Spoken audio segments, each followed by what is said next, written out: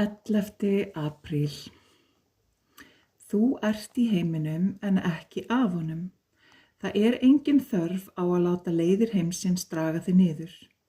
Njóttu þeirra en reyndu ekki að eiga þær eða leyfa þeim að eiga þig.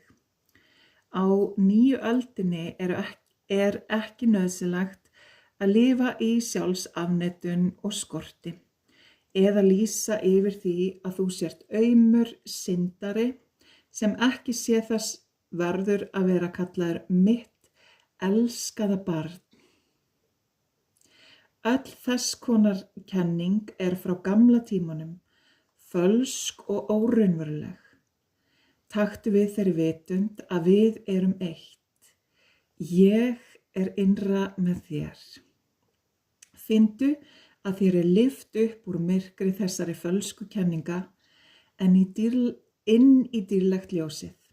Skildu það gamla eftir og leyfðu því að deyja eðlilega. Gangdu inn í hið nýja, endurfæddur í anda og sannleika og þekktu hvað raunverulegt frelsi er. Ég hef þörf fyrir því að þú sért frjáls, ekki bundin við eigin hagsmuni eða upptekin af sjálfum þér.